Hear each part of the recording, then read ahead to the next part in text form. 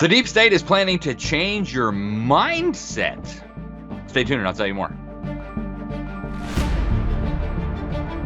See, and here we thought the Great Reset was just about changing our companies, our laws, our businesses, our economy, the social contract, and everything else.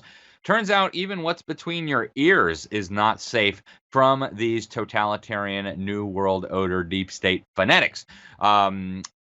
I want to show you Klaus Schwab, the front man for the Great Reset. The Great Reset, as he calls it.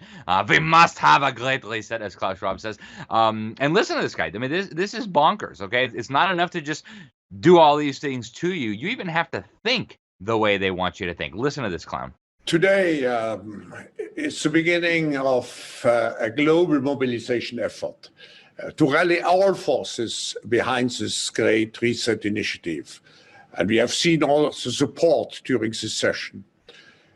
We do not want to do just patchwork on our old system. It's not enough to change a few policies to address short-term issues. What we need is a change of mindsets. It came out in the discussion of business models, of lifestyles, in order to achieve a more cohesive, more collaborative, more resilient world. Now, this whole craziness comes even as top Biden people are being exposed using propaganda and nudging and other manipulation to manipulate us, to change our view, to change our worldview. And they've been doing this for a long, long time, folks. Just this very, very recently, like last week, social media influencer Preston Moore came out and publicly revealed that he was offered $400 by a George Soros-funded front group run by a former Obama administration official, a former senior Obama administration official, to put out disinformation about Trump and to claim that Trump was engaged in a criminal conspiracy and that MAGA Republicans are a dangerous threat to America. And this guy's not a Trump supporter, by the way, but listen to Preston Moore talk about what he was offered by this former Obama administration official who describes himself as the chief propagandist of the U.S. government during that time. Listen to this craziness.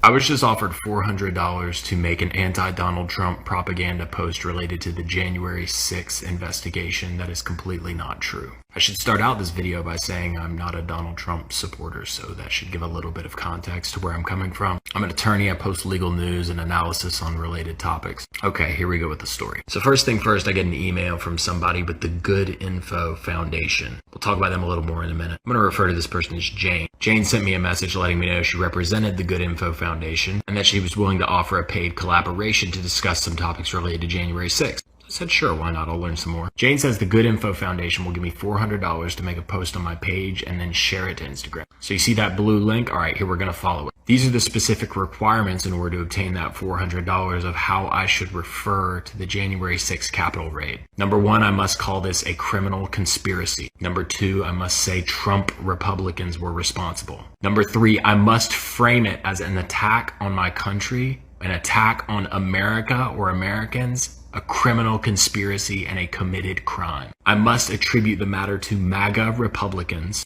I must make clear that this was ongoing and unresolved. And most importantly, that I must channel all of this unto the manipulation of voter agencies so that I could turn their anger around this event into defiance that would make people more likely to vote in midterms. And the thing that struck me the most was this part, where I was told to talk about the aspects of the Trump campaign's plan. And I was supposed to say that the Trump campaign paid literally millions of dollars to make January 6th happen.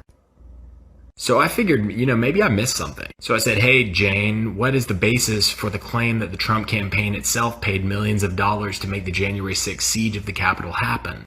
Jane doesn't answer the question. Hi, Preston, if you don't want to state that in the video, it's fine. You don't have to use all the bullet points provided. So I kept going. Sure, I'm just wondering if there's support for that claim. Jane doesn't answer again. Let me know if you are interested and the rate works for you. Thanks so much. I'm not interested and the rate doesn't work for me. This is the Good Info Foundation. They boast on their homepage that good information is the lifeblood of a democracy. All right, so the guy who runs this Good Information Foundation, they claim to be combating disinformation, even though they're literally trying to pay people to put out disinformation. His name's Rick Stengel. He was the former undersecretary during the Obama administration, former undersecretary of state during the Obama administration. And yeah, this is crazy, folks. He's sitting at the Council on Foreign Relations, which tells Hillary Clinton what she should be doing and how she should think about the future. But it's good to have an outpost of the council right here down the street from the State Department.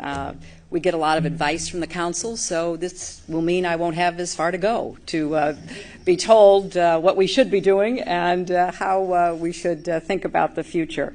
So now back to Rick Stengel. Here he is bragging at the Council on Foreign Relations. And if you haven't watched our episode on the Council on Foreign Relations, go back and watch it. It's like deep state headquarters in America. But here's Rick Stengel bragging about how he is the chief propagandist of the U.S. government and how it's important to propagandize the American people. Listen to this craziness. So you'll be the last question, but I just want to weigh in on that for 1 second. So there's another word for master narratives. It's called history. Basically, every country creates their own narrative story. And you know, my old job at the State Department was what people used to joke as the chief propagandist job. We haven't talked about propaganda. Propaganda, I'm not against propaganda. Every country does it, and they have to do it to their own population. And I don't necessarily think it's that awful. And this idea of a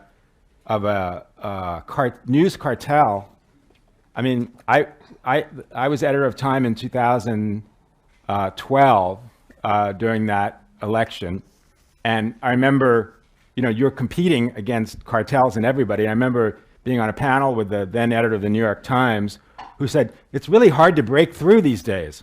This is the editor of the New York Times saying it's hard to break through. I wanted to jump off the platform. Like, what's it like for the rest of everybody? So, I mean, there are cartels, but cartels don't have hegemony like they used to. All righty, folks. Now, before we get into this propaganda and this nudging and this behavior modification a little bit more deeply, just to be clear, the CFR is not just a Democrat deep state headquarters. It's also for Republicrats, neocons, rhinos, globalists. Here's Dick Cheney, who's the director of the Council on Foreign Relations, bragging about this. Listen. It's good to be back at the Council on Foreign Relations. As Pete mentioned, I've been a member for a long time and was actually a director for some period of time. I never mentioned that when I was campaigning for re-election back home in Wyoming. All right. So let's take a look at this, folks, because this effort to propagandize and manipulate Americans goes back quite a while. Of course, the fascist social media companies have been doing that big time. But in 2013, we found out that the Obama administration was undertaking a program to nudge, as they put it, Americans to support bigger government, more intrusive government, and to change our behavior and our views to suit the whims of this cartel, this cabal, if you will, the deep state in Washington, D.C. They actually took a page out of the British government. They were doing similar things. They had a behavioral insights team, and of course they had that at the White House during the Obama administration. We got official documents about this where they were really bragging about how they were going to modify our behavior, folks. According to these behavioral insight projects in these documents, we found out that the Department of Labor, the Department of Health and Human Services, the Department of Miseducation, the Veterans Administration, the Department of the Treasury, the Social Security Administration, the Department of Housing and Urban Development, and the U.S. Department of Agriculture were all working on incorporating these behavioral insights into manipulating Americans. Okay, here's a direct quote from the report. The document was called Research to Results, Strengthening Federal Capacity for Behavioral Insights. They said the federal government is currently creating a new team that will help build federal capacity to experiment with these approaches and to scale behavioral interventions that have been rigorously evaluated using, where possible, randomized controlled trials. Folks, understand what they're talking about here. They're talking about manipulating you. They're talking about behavior modification, manipulating you without you even realizing that you're being manipulated, okay? They go on to say in this document, a growing body of evidence suggests that insights from social and behavioral sciences can be used to help design public policies that work better, cost less, and help people achieve their goals. What they really mean is help people submit to deep state goals. This team, so-called, was going to have a number of people on it, and it did, and it seems to have been modeled on a UK program that we actually reported on at the New American. According to a document on this, they say the practice of using behavioral insights to inform policy has seen success overseas. Okay, in 2010, UK Prime Minister David Cameron commissioned the Behavioral Insights team, which brought through a process of rapid iterative experimentation, test, learn, adapt, and has identified and tested interventions that will further advance the priorities of the British government, which, of course, they really mean the deep state, right? So they're talking about behavior modification to get you to comply with what the government wants you to comply with, really what the deep state wants you to comply with, without you ever even realizing that you have been nudged. They called this the nudge unit, and according to the website of this thing, it says that it's going to apply insights from academic research in behavioral economics and psychology to public policy and services. It says it works with almost every government department and even local authorities, and in developing proposals and testing them empirically across the full spectrum of government policy. They said the responsibilities include encouraging and supporting people to make better choices for themselves, because obviously the Biden administration and the UK government, they know better for you what you need than you know. I mean, who do you think you are to think that you know better for yourself than the government and the deep state know for you? Okay, don't be silly. They know better than we do. Now, all this goes back to another Looney Tunes senior Obama administration guy. His name was Cass Sunstein. This guy's a wackadoodle of the highest order. He thinks animals ought to be able to sue people in courts. I mean, total nut job. He also wrote a book called, or he co-authored, Nudge, Improving Decisions About Health, Wealth, and Happiness. I'm not kidding you. He was the regulatory czar in the Obama administration. And some of the stuff that he has pushed, guys, is just unbelievable. He has advocated that taxpayer-funded shills do what he describes as cognitive infiltration of groups that the government disagrees with on the internet, so they should send in people to try to cognitively infiltrate them. He also proposed, I'm not even kidding here, a ban on conspiracy theorizing, or at the very least, a tax on conspiracy theorizing, which if you watched our episode last week, the UN is now going into government brainwash camps masquerading as schools to stop your children from conspiracy theorizing. Now, one of the leading Obama nudge team officials was actually a Rhodes Scholar, Maya Shankar. She's a senior policy advisor at the Obama White House Office of Science and Technology Policy. She studied cognitive science at Yale, home of the Skull and Bones and the Tomb. And that office, of course, which was leading this program, was run by John Holdren. Now, John Holdren, if you remember, was the lunatic who thought that forced abortions and putting sterilizing agents in the water supply would be a good idea to solve overpopulation. He even thought it would be constitutional. He said in his crazy 1977 book, Eco Science. Yep, I'm not kidding, folks. These are the people who think they know better for you what you should be doing than you. And, I mean, this is what they're doing, folks. This is just straight up unconstitutional federal manipulation of your behavior, and it's now out in the open. They're bragging about this stuff, folks. It's truly extraordinary. Obviously, the schools are the key. We'll come back to that in a moment. But even before the Obama administration unleashed this, another key Obama-Hillary guy, deep state swamp monster, John Podesta of Pizzagate fame, the guy who collects some of the most weirdest art of child abuse that you've ever seen in your life. Check out some of these images. I mean, this stuff is just disgusting. I don't know what kind of freakazoid would want to have that in their home. But John Podesta was the architect of a UN plan. We actually got the document, reported it at the New American. This plan called for a profoundly and dramatically altering your worldview. Now, this was a report produced for UN Secretary General Ban Ki-moon, and truly incredible. It called for a profound transformation toward a new paradigm that the UN would approve of. They say every person on the planet must submit. It was the post-2015 development agenda, which eventually morphed into the Sustainable Development Goals and the SDGs, Agenda 2030. This report was called A New Global Partnership, Eradicate Poverty and Transform Economies Through Sustainable Development. The high-level panel of eminent persons included John Podesta, the weirdo, who, of course, has been very close to Barack Obama and the Clinton crime family. And here's some of the things they say in this report, folks. It's not enough to just transform everything about you, your life, your government, your family, your school, everything else. It's got to be your mind, too, okay? Here's a direct quote from this crazy report. The new global partnership should encourage everyone to alter their worldview profoundly and dramatically. Okay, frankly, I have a biblical worldview, and there's nothing that the UN will do to alter the biblical worldview that I possess, and I'm very proud of my biblical worldview. Also, they go on to say that a renewed global partnership will require a new spirit from national leaders, but also, no less important, it will require many others to adopt new mindsets and change their behavior. Okay, guys, this is what they are saying. Okay, this isn't Alex telling you this. This is the UN and John Podesta and the Obama administration all telling you. They say these changes won't happen overnight, but we must move beyond business as usual, and we must start today. Okay, that's the deep state for you. Okay, it's not enough to just totally run your life. They want to run your brain too, and they are very, very serious, folks. They are serious as a heart attack, and we have got to stop them. But this is what they're doing. They also said in this document, we also agreed on the need to manage the world's consumption and production patterns in more sustainable and equitable ways. We agreed that a new vision must be universal. Universal is code word for you too, every person on the planet, right? They say we must offer hope and responsibilities to everyone in the world. They make it even more explicit. They say there can be no excuses. This is a universal agenda for which everyone must accept their proper share of responsibility. Again, there's no escaping this, folks. Everybody must have their behavior and their mindset and their worldview transformed by some of the creepiest psychopaths walking on this planet today.